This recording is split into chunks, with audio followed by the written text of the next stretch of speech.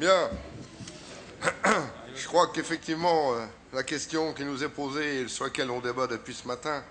ce n'est pas la caricature ni la surenchère, ni même celle de l'évaluation, mais plutôt celle de nos choix politiques et du choix de nos politiques. Je pense que c'est quand même ça, sur le fond, qui est plus posé, parce que on a vite fait de dévier plutôt que de rester sur l'essentiel. Pour ce qui concerne le budget TER, je pourrais être satisfait, si je puis dire, puisque c'est le seul budget qui se maintient au même niveau que l'année antérieure, ou un des seuls budgets de la région qui se maintient au niveau des années antérieures. Et pourtant, le budget TER de la région est lui aussi marqué par les politiques gouvernementales qui, au lieu de donner aux collectivités les moyens nécessaires et indispensables pour assumer leurs missions, diminuent leurs recettes. Côté fonctionnement, le service annuel 2015 du TER est similaire à celui de 2014, hormis la prise en compte en mois de juillet de la modification de la desserte dans le Morvan à partir de cette époque-là, suite aux discussions, aux négociations, aux réunions qui ont eu lieu à l'automne et qui sont en train de s'acter et qui vont entrer en œuvre donc au mois de juillet. Ainsi, il représente 10,163 millions de trains-kilomètres pour un trafic estimé à 750 millions de voyageurs kilomètres et des recettes envisagées à hauteur de 73,784 millions d'euros, soit une progression de recettes de 1,2% par rapport à 2014.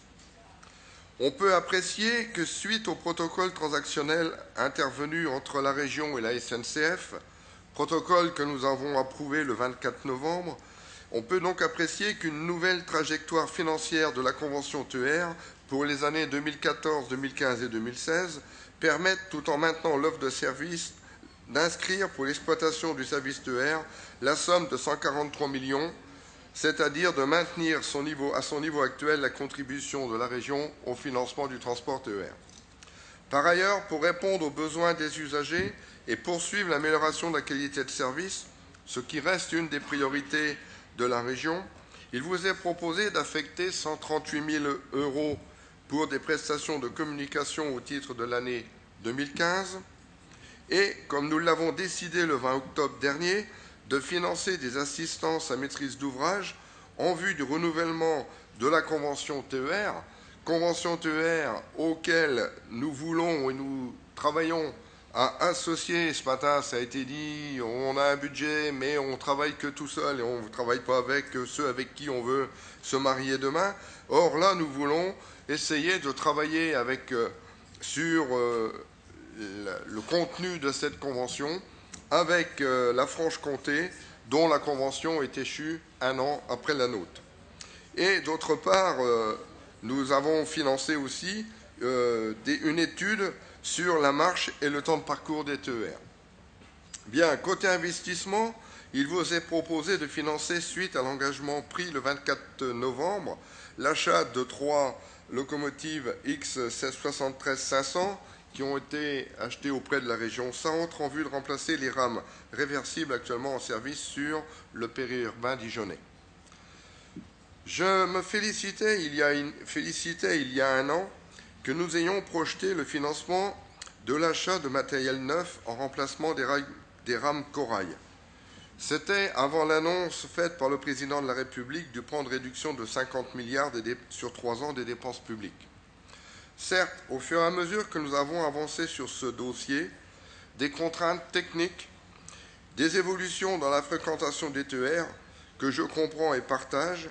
et des exigences financières tant de la SNCF que de RFF, que je déplore, sont apparus. Mais c'est surtout le manque de moyens attribués par l'État au développement et à la modernisation du transport ferroviaire qui nous a contraints à inscrire aujourd'hui un investissement de 60 millions d'euros pour la révision générale et la modernisation des rames Corail. Ainsi, l'austérité, les réductions de dépenses publiques nous conduisent à prolonger la durée de voitures qui ont déjà 40 ans plutôt qu'à poursuivre le renouvellement et la modernisation de notre parc roulant. La problématique va se reposer dans quelques années, certes dans un contexte différent. C'est pourquoi il y a urgence non pas à faire payer les automobilistes comme cela se fait depuis le 1er janvier, mais à avoir le courage de mettre en place un réel versement transport et à mettre fin aux raquettes des automobilistes voulues et organisées en 2005 par la droite en revenant sur la privatisation des concessions autoroutières et en affectant à la modernisation et au développement du transport ferroviaire les dividendes générés à l'Agence de financement des infrastructures de transport. Voilà ce que j'avais à dire sur la proposition TER et le contenu de ce qui est dans le budget de cette année concernant cette fonction, tout au moins pour ce qui est de ma compétence. Merci.